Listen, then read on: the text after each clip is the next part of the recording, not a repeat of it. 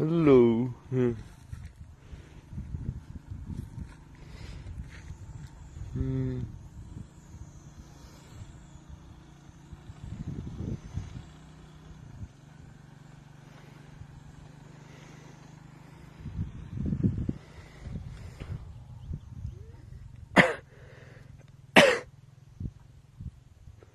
Gầm cà quê mặt cả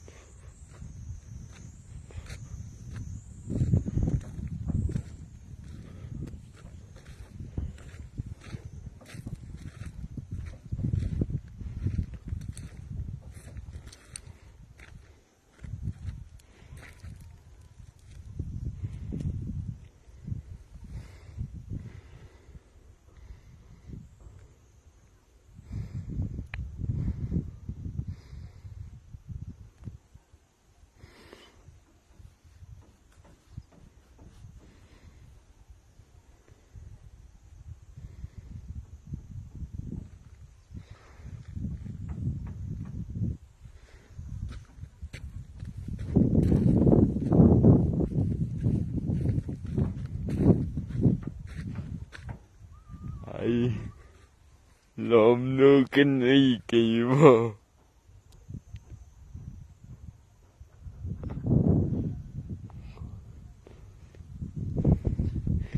mà chẳng ai in mà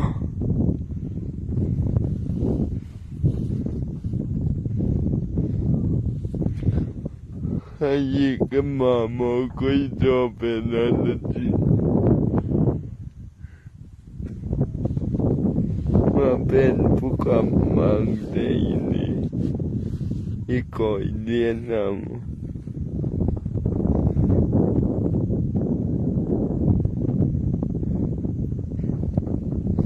mà bên đi lệ phụ chân điên cụp đây mà tại gì đi tại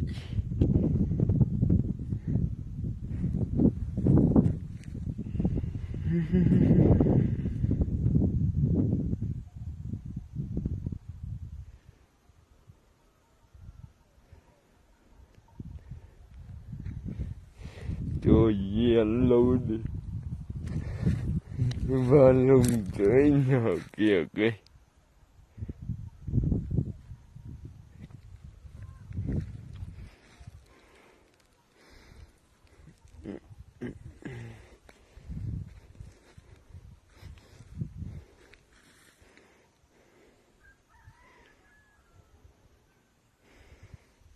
gầm cà quê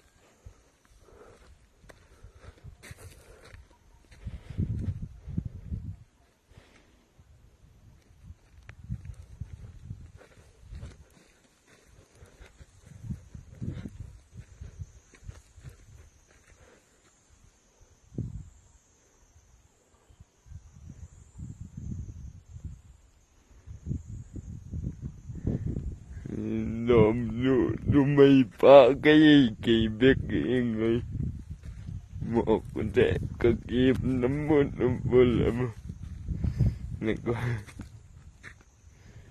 Dạ. Cây bê.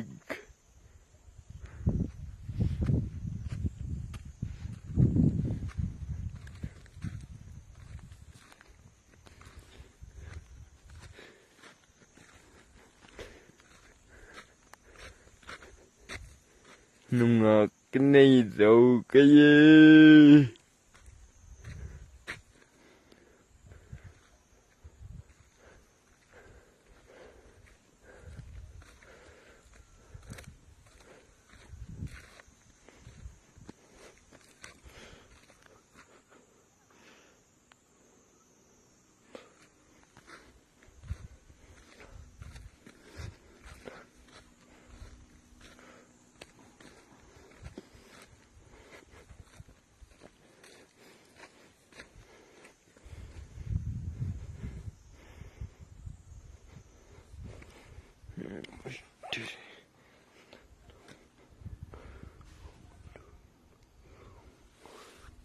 Làm nó con cái này kì vào.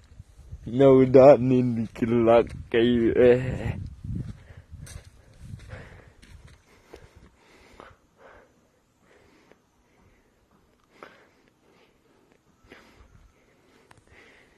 nó ngọt có cái tên nó cái bên thịt.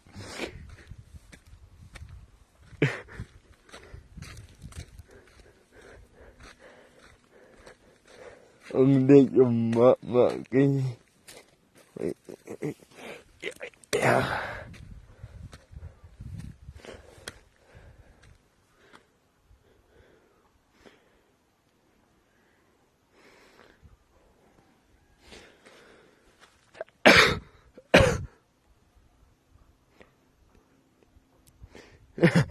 ta tìm bay bị đi từng cái này cái gì đâu ra nấu lên lại dùng cái ban cây vô quá nạ ôm lại đàn cô ngô.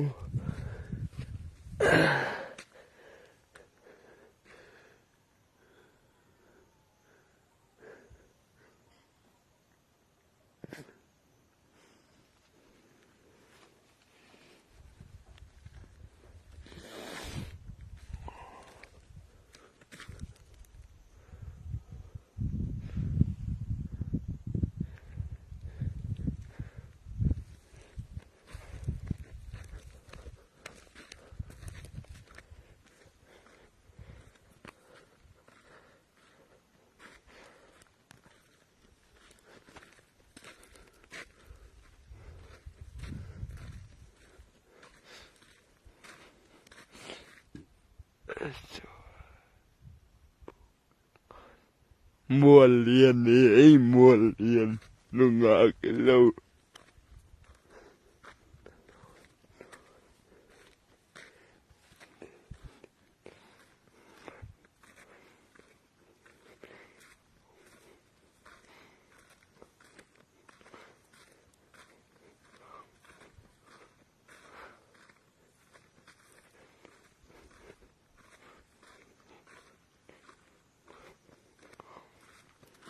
Tại điện thì nó làm nó có cái này kỳ quá.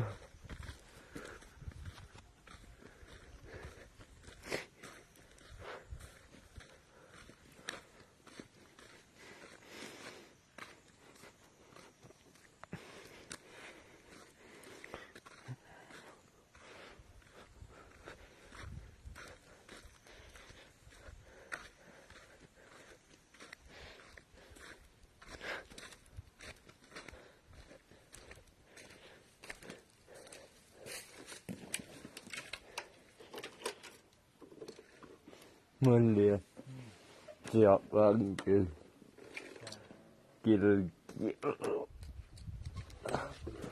vâng kiểu bị đi được gom mà kìa nó mới dùng cái ra nó vào kìa vâng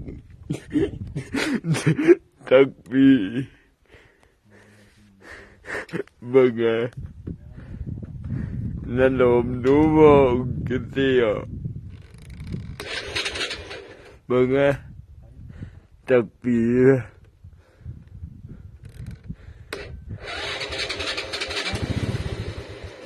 Vâng á, pourquoi?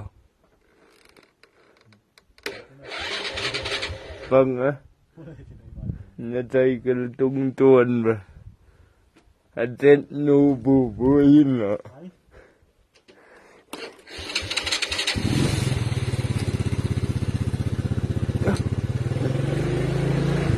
Giết thật ấy cái gì cơ.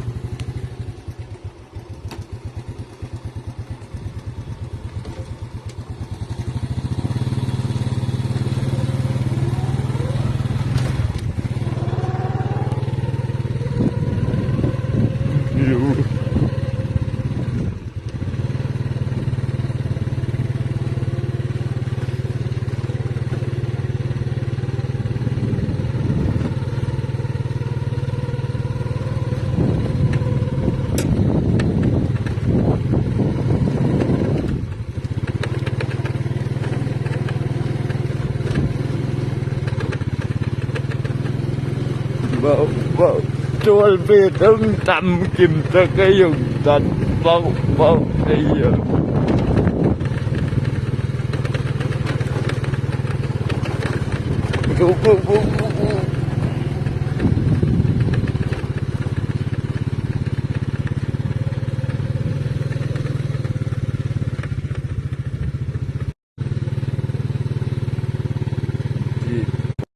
đây cái được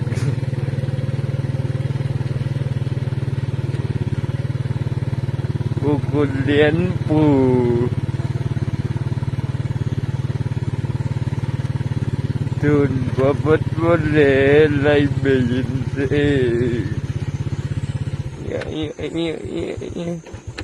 gì